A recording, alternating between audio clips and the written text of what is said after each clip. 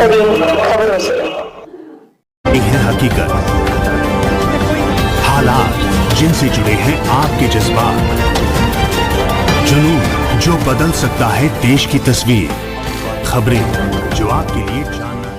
देवरिया लोकसभा चुनाव 2024 में फिर से ब्राह्मण प्रत्याशी उतारे जाने पर वैश्य समाज में भारी आक्रोश। देवरिया लोकसभा चुनाव में एक बार फिर वैश्य समाज के साथ की गई उपेक्षा। साहू अखिलेश दासगुप्ता मोदी कुशीनगर। देवरिया लोकसभा चुनाव 2024 में देवरिया से एक बार फिर से ब्राह्मण प्रत्याशी को भारतीय जनता पार्टी उतारी है। 2014 से लेकर अभी तक देवरिया लोकसभा सीट भारतीय जनता पार्टी के खाते में रहा है। इस बार भी ब्राह्मण चेहरा उतारे जाने पर देवरिया लोकसभा चुनाव में वैश्य समाज में भारी आक्रोश देखा जा रहा है, क्योंकि हर बार भारतीय जनता पार्टी वैश्य समाज के साथ उपेक्षा करती आ रही है। 2009 में बहुजन समाज पार्टी ने गोरख प्रसाद जायसवाल पर भरोसा जताई थी, जिसका नतीजा ये रहा कि गोरख प्रसाद जायसवाल 2009 के लोकसभा चुनाव में रिकॉर्ड मतों से विजयी हुए थे, जो अपने प्रतिद्वंदी प्रकाश मणि त्रिपाठी व मोहन सिंह व बालेश्वर यादव जैसे लोगों को हराकर सांसद बने थे। गोरख प्रसाद जायसवाल उसके बाद से आज तक हर चुनाव में वैश्य समाज भारतीय जनता पार्टी को समर्थन करते हुए आ रहे हैं, लेकिन जब भी टिकट की बात आती है, वैश्य समाज जब अपना हक मांगता है, तो भारतीय जनता पार्टी हर बार हर चुनाव में वैश्य समाज के साथ सौतेला व्यवहार करती है। इस बार अनुमान वैश्य समाज के लोगों का था कि देवरिया लोकसभा चुनाव में पूरा भरोसा था कि इस बार वैश्य समाज से प्रत्याशी को अपना उम्मीदवार भारतीय जनता पार्टी मौका देगी, लेकिन वैश्य समाज के लोगों के भरोसे को एक बार फिर से तोड़ने का काम भारतीय जनता पार्टी ने किया, जिसके चलते देवरिया सहित विभिन्न विधानसभा में वैश्य समाज का भारी आक्रोश देखने को मिल रहा है, जिसका खामियाजा इस बार 2024 में भारतीय जनता पार्टी को चुकाना पड़ सकता है। भारतीय जनता पार्टी कहती है सबका साथ सबका विकास की बात करती है, लेकिन जब वैश्य समाज की हक की बात आती है तब उसके साथ भेदभाव किया जाता है। देवरिया लोकसभा में वैश्य समाज का 26% संख्या, जो 5,23,000 वोट होने के बाद भी भारतीय जनता पार्टी बार बार क्यों भेदभाव करती आ रही है। भारतीय जनता पार्टी इस बार पूरे पूर्वांचल में 80 सीट होने के बाद भी मात्र एक टिकट वैश्य समाज को दिया गया है। जब निलमत देखा जाए तो 16 सीट वैश्य समाज का हुआ, लेकिन मात्र एक टिकट वैश्य समाज को दिए जाने से वैश्य समाज में भारी आक्रोश देखा जा रहा है। इस पर भारतीय जनता पार्टी को पुनर्विचार करना चाहिए, नहीं तो पूरे उत्तर प्रदेश में भारतीय जनता पार्टी को भारी नुकसान हो सकता है।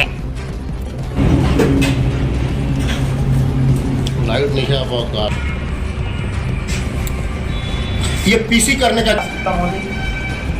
मैं देवरिया लोकसभा क्षेत्र की सम्मानित जनता जनार्दन नमस्कार सादर प्रणाम करता हूँ। यह पीसी करने का तात्पर्य यह है कि भारतीय जनता पार्टी के द्वारा सबका साथ सबका विकास की बात किया जाता है, लेकिन हमारे वैश्य समाज का मैं जिलाध्यक्ष हूँ, और जब वैश्य समाज भारतीय जनता पार्टी को 1980 6 अप्रैल से जब से स्थापना हुआ तब से और आज तक एक मुश्त वोट करता चला आ रहा है, लेकिन भारतीय जनता पार्टी के द्वारा 80 से लेकर आज तक केवल यहाँ पे ब्राह्मण कैंडिडेट ही क्यों प्रोजेक्ट किया जाता है। हर चुनाव में ब्राह्मण प्रत्याशी दे दिया जाता है लोकसभा चुनाव में, जबकि भारतीय जनता पार्टी का दिया वंशवाद का मैं विरोधी हूँ। तो वो जब श्री प्रकाश मणि त्रिपाठी यहाँ से 2 बार 3 बार प्रतिनिधित्व कर चुके हैं, तो फिर उनके लड़के को प्रत्याशी बनाने का क्या तात्पर्य है, इसके पीछे क्या रहस्य? मतलब भारतीय जनता पार्टी जो है कि सबका साथ सबका विकास का नारा ये फर्जी देती है, फर्जी हवाई देती है। हम वैश्य समाज से आते हैं, 26% हम लोगों का आबादी है, 5,60,000 हमारा लोकसभा क्षेत्र देवरिया में जनसंख्या है।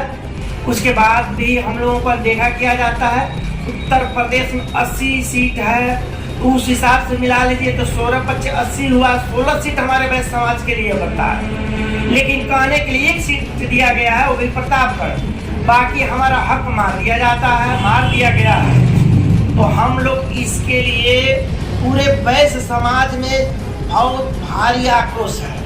अगर भारतीय जनता पार्टी समय रहते अपना निर्णय वापस नहीं लेती है, नहीं बदलती है, तो इसको बहुत भारी खामियाजा भुगतना पड़ेगा। आप तो भारतीय जनता पार्टी की ही राजनीति करते हैं। अरे करते थे, करते हैं। जब हमारा सम्मान नहीं मिलेगा, हमारा कोई लोकसभा में प्रतिनिधित्व तो नहीं करेगा, हमारा जनप्रतिनिधि चुन के नहीं जाएगा तो हमारे समाज के लिए कौन बात करेगा? इसलिए कि हम मांग करते हैं कि भैया हमारे समाज के लिए भारतीय जनता पार्टी क्या की है? कुछ नहीं की है। 80 लोकसभा सीट बहुत बड़ा राज्य है उत्तर प्रदेश, तो 80 लोकसभा सीट है, तो यहाँ पे एक सीट बनता है क्या? किस हिसाब से एक सीट बनता है? यानी कि कहीं ना कहीं ब्राह्मण कैंडिडेट बनाने से आप नाराज है? पूरे वैश्य समाज नाराज है, हम नहीं नाराज है। पूरे उत्तर प्रदेश का वैश्य समाज नाराज है। जब इसका जनाक्रोश इसका बम ब्लास्ट करेगा तो बहुत भारी मात्रा में भारतीय जनता पार्टी को नुकसान होगा, और इसका खामियाजा जो 400 पार का नारा है 100 पार नहीं कर पाएगी भारतीय जनता पार्टी। अगर समय रहते पर निर्णय पे विचार नहीं किया शीर्ष नेतृत्व तो आप गोरखपुर मंडल में मिला लीजिए, महाराजगंज छोड़ दीजिए। वो सरकार थी तो भी पंकज चौधरी चुनाव जीतते थे, नहीं थी तो भी जीतते थे। 9 बार चुनाव लड़ने जा रहे 9 बार, लेकिन 4 जिला मिलाकर के 3 जिला में कोई ब्राह्मण प्रत्याशी दिया गया है। इसका क्या मतलब है? क्या दूसरे समाज से प्रत्याशी नहीं है? यार अखिलेश दास गुप्ता के शुद्ध कहने का क्या मतलब है? आप कहना क्या चाहते हैं? कहना हम यही चाहते हैं कि सबका साथ सबका विकास की बात जब आप कर रहे हैं तो हमारे समाज के लिए मौका दीजिए कि हम चुनाव लड़े, हमारे समाज के लोग चुनाव लड़े कि केवल वोट लेने का कार्य करेंगे। यानी कि वैश्य समाज को दरकिनार किया जा रहा है? कर दिया गया है, करने का कहाँ मौका है हमको? कर दिया गया है, एकदम साइड लाइन कर दिया गया। क्या 2024 में भारतीय जनता पार्टी को वैश्य समाज सपोर्ट करेगी? ये तो आने वाला समय बताएगा। अगर पार्टी अपना विचार नहीं करती है तो